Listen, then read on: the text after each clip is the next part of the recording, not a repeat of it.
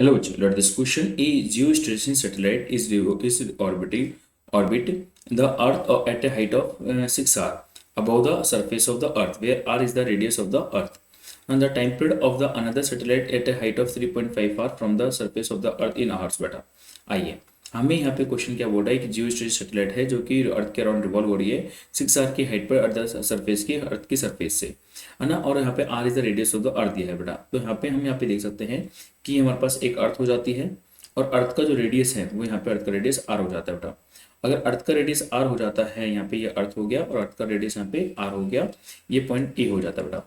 अर्थ की सरफेस से हम देखते हैं कि अर्थ की सरफेस से जब मैं एच हाइट ऊपर जाता हूँ और कितनी हाइट ऊपर जाता हूँ बेटा, यहाँ पे 6 r हाइट ऊपर जाता हूँ, तो यहाँ पे एक जियो स्टेशन सैटेलाइट है बेटा, वो इसके अराउंड क्या हो रही है, इसके अराउंड यहाँ पे वो क्या कर रही है, रिवॉल्व कर रही है, इसके अराउंड वो रिवॉल्व कर रही है। जो जियो स्टेशनरी सैटेलाइट इसके अराउंड रिवॉल्व कर रही है, 6 r हाइट पर रिवॉल्व कर रही है बेटा। तो जो इसके अराउंड रिवॉल्व कर रही है तो इसका जो टाइम पीरियड होगा, यहाँ पे इसका टाइम पीरियड होगा T1 टाइम पीरियड।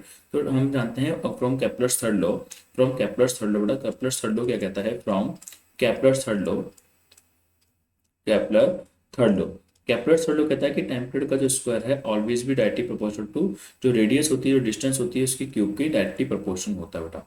तो यहाँ पे अगर मैं यहाँ पे टाइम पीरियड का इसको करता हूँ T1 टाइम पीरियड का इसको जो मैं करता हूँ कि एक कांस्टेंट आ गया, जो डिस्टेंस है बेटा वो 6 r plus radius of earth को अगर ऐड कर दूँ तो यहाँ पे 6 r प्लस r का क्यूब हो जाता है। और जो जियो स्टेशन सैटेलाइट है तो इसका जो टाइम पीरियड होता है, जियो स्टेशन सैटेलाइट का जो टाइम पीरियड होता है वो 24 आवर्स होते हैं। तो 24 आवर्स का होल स्क्वायर हो जाएगा, 24 आवर्स का होल स्क्वायर हो जाएगा के, और यहाँ पे 7 r का क्यूब हो जाता है। और ये मेरे पास यहाँ पे फर्स्ट इक्वेशन यहाँ पर बन जाती है बेटा। अब इसमें ही हमसे क्या बोला है, इसमें ही हमसे बोला है कि अगर अर्थ की सरफेस से हम एक सैटेलाइट है, दूसरे अनदर सैटेलाइट वो 3.5 r की हाइट पर है बेटा। अब जो दूसरी सैटेलाइट है बेटा ये अर्थ हो गई, और इस अर्थ की सरफेस से जो दूसरी सैटेलाइट है वो केवल 3.5 r की हाइट पर है बेटा। और वो इसके अराउंड अगर रिवॉल्व करती है, अगर वो इसके अराउंड रिवॉल्व करती है तो जो दूसरी सैटेलाइट बी है बेटा, तो उसका जो टाइम पीरियड होगा वो T2 टाइम पीरियड होगा। तो जो T2 टाइम पीरियड का स्क्वायर होगा, T2 का स्क्वायर होगा वो K, और जो डिस्टेंस है वो 3.5 r प्लस का r हो जाएगा बेटा, और इसका क्यूब हो जाता है। तो हम क्या देखते हैं कि जो T2 का स्क्वायर है वो K, और यहाँ पे हो जाएगा 4.5 r का क्यूब हमें देखने को मिलता है बेटा। ये हमारे पास सेकंड इक्वेशन आ जाती है। तो इस प्रकार से हमारे पास दो इक्वेशन आ गई, first equation and second equation. अगर हम दोनों इक्वेशन को डिवाइड कर दें तो हम क्या देखते हैं कि 24 का स्क्वायर और यहाँ पे t का स्क्वायर आ जाता है, और यहाँ पे k था, और यहाँ पे 7r का क्यूब आ गया था, और यहाँ पे क्या आ जाएगा k, और यहाँ 4.5 r का क्यूब हो जाता है बेटा।